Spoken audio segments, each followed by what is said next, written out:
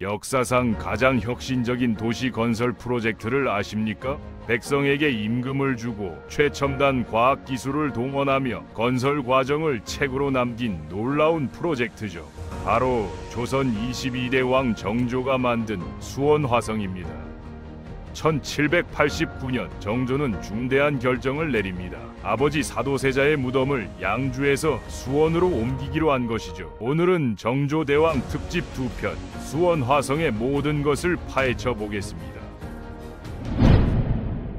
표면적 이유는 명당 이전이었지만 정조의 진짜 목적은 따로 있었습니다. 한양의 노론 세력 견제가 심해 개혁 정치를 펼치기 어려웠던 정조는 완전히 새로운 정치 실험장이 필요했습니다. 수원은 전략적으로 완벽한 위치였습니다. 넓은 평야로 농업이 유리했고 충청 경상도로 연결되는 교통의 요지였으며 한양에서 50km 거리로 통치에도 적합했죠. 정조는 신하들에게 이렇게 말했습니다. 삼남지방으로 연결하는 길목에 위치해 있으니 뜻을 펼치기에 더없이 좋은 곳이구나. 정조가 꿈꾼 것은 단순한 성곽이 아니었습니다. 행정, 경제, 군사, 문화가 융합된 미래형 계획도시였습니다. 1794년 1월 본격적인 화성 건설이 시작됩니다. 하지만 정조의 방식은 기존과 완전히 달랐습니다. 당시 조선의 대규모 토목공사는 부역제로 진행되어 백성들에게 큰 고통을 주었습니다. 하지만 정조는 혁명적 결정을 내립니다. 백성들에게 정당한 임금을 지급한 것이죠. 정조는 이렇게 말했습니다. 농사일만으로도 바쁜 백성들이 노동을 제공했으니 그에 합당한 대가를 지급해야 한다. 실제 기록에 따르면 공사 참여자들은 하루 일당으로 쌀 2대 반에서 3대를 받았습니다. 당시로서는 상당한 수준이었죠. 이 소식이 퍼지자 백성들 사이에서 이런 말이 돌았다고 합니다. 임금님께서 우리를 사람 취급해 주신다. 백성들의 자발적 참여와 높은 사기 덕분에 공사는 놀라운 속도로 진행되었습니다. 정조는 과학기술 활용에도 적극적이었습니다. 실학자 정약용에게 성곽 건설을 맡기고 혁신적 장비 개발을 지시했죠. 정약용이 개발한 거중기는 도르의 원리를 이용한 획기적 발명품이었습니다. 수십 명이 필요했던 작업을 단 2~3명이 해낼 수 있게 되었죠. 무게 40톤의 거대한 돌도 쉽게 들어 올릴 수 있었습니다. 유형건은 개량된 수레로 바퀴 구조를 혁신해 더 많은 짐을 효율적으로 운반할 수 있었습니다. 정조는 이 기구들을 보며 감탄했다고 전해집니다. 짐을 편하게 나를 수 있으니 참으로 유용하구나. 건축 기법도 혁신적이었습니다. 조선의 전통 기법에 중국과 서양의 장점을 결합했죠. 특히 벽돌과 돌을 함께 사용하는 기법은 당시로서는 매우 앞서는 방식이었습니다. 수원 화성의 규모는 놀라웠습니다. 총 둘레 5.7km, 높이 4에서 6m의 거대한 성곽이었죠. 4개의 주요 대문이 있었습니다. 북쪽 장안문, 남쪽 팔달문, 동쪽 창룡문, 서쪽 화서문, 그리고 48개의 부속 시설이 정교하게 배치되었습니다. 특히 주목할 시설들을 살펴보겠습니다. 공심도는 내부가 비어있는 망루로 적의 동태를 감시하고 공격할 수 있었습니다. 조선 성곽 중 처음 도입된 구조였죠. 포루는 대포를 설치해 원거리 공격이 가능한 시설이었습니다. 서양 성곽 기술을 받아들인 결과였죠. 적대는 성벽에서 돌출된 구조물로 측면 공격이 가능했습니다. 방어 효율성이 크게 높아졌죠. 수문인 화홍문은 7개의 수문을 통해 수원천이 흐르도록 설계되었습니다.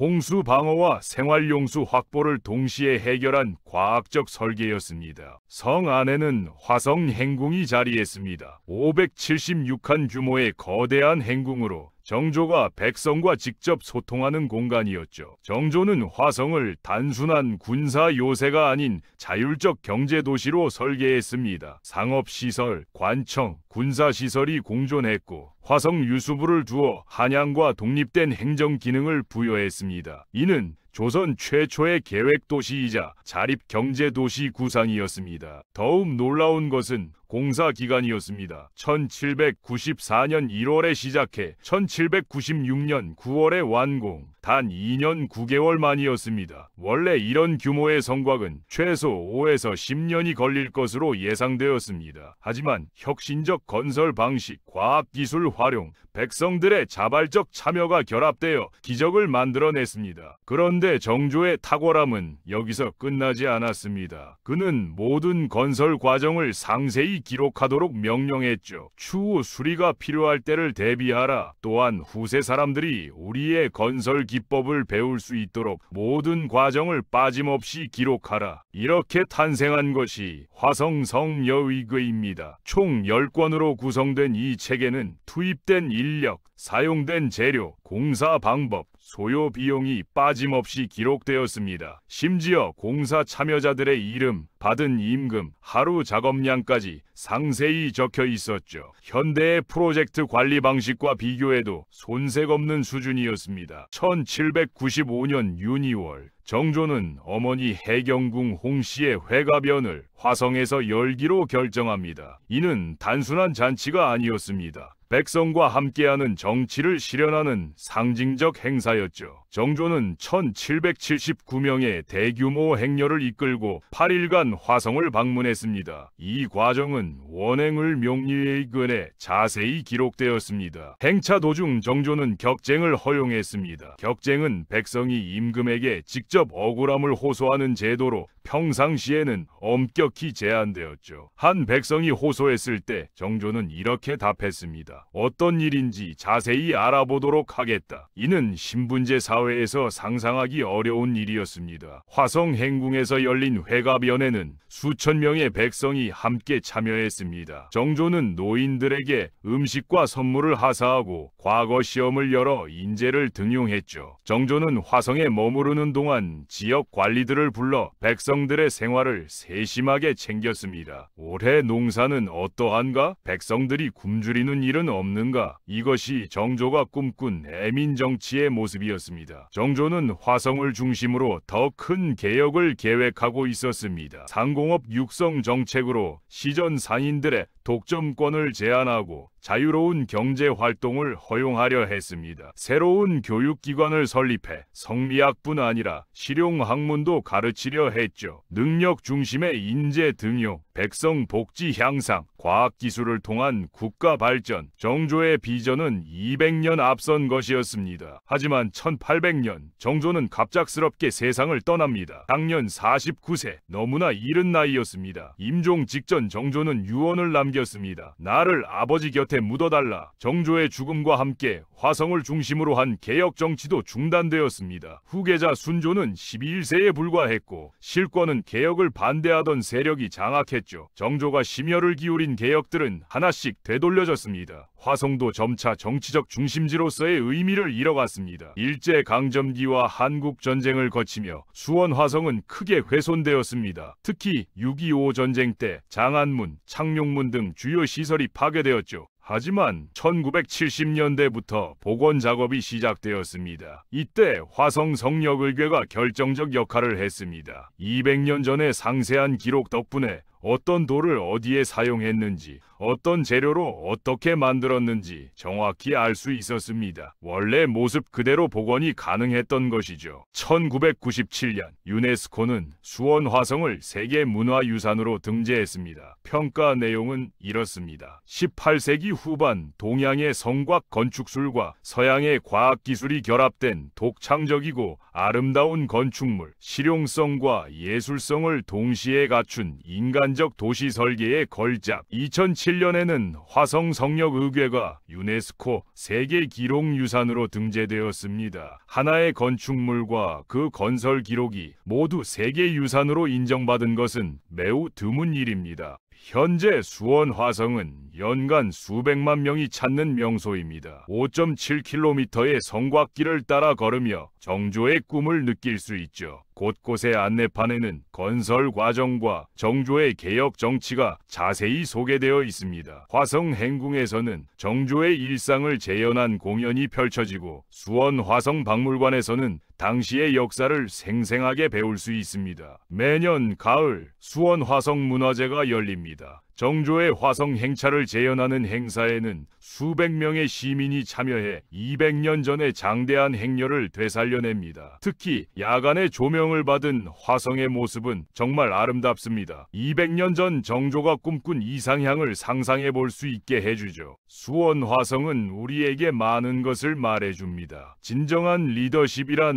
무엇인가? 권위로 사람을 압도하는 것이 아니라 소통과 배려로 마음을 움직이는 것. 진정한 혁신이란 무엇인가? 전통에만 고집하지 않고 새로운 기술을 받아들이는 열린 자세. 백성을 위한다는 것은 무엇인가? 화려한 궁궐 안에서만이 아니라 직접 백성 곁으로 나아가 그들의 목소리를 듣는 것. 정조의 꿈은 완성되지 못했습니다. 하지만 그가 남긴 수원 화성은 지금도 우리에게 그 답을 찾아가는 길을 제시합니다. 변화가 빠른 현대 사회에서 정조의 리더십은 더욱 빛을 발합니다. 사람을 존중하고 기술을 활용하며 미래를 내다보는 그의 안목은 오늘날에도 여전히 의미가 있습니다. 수원 화성을 바라보며 우리는 생각합니다. 만약 정조가 더 오래 살았다면 어떤 나라를 만들어냈을까요? 아쉬움은 크지만 그가 남긴 화성이 여전히 우리 곁에 있습니다. 200년이 지난 지금도 정조의 꿈은 살아 숨쉬고 있습니다. 여러분도 수원 화성을 방문해 보시기 바랍니다. 성곽길을 걸으며 정조의 꿈을, 그의 애민 정신을, 그의 개혁 의지를 느껴보세요.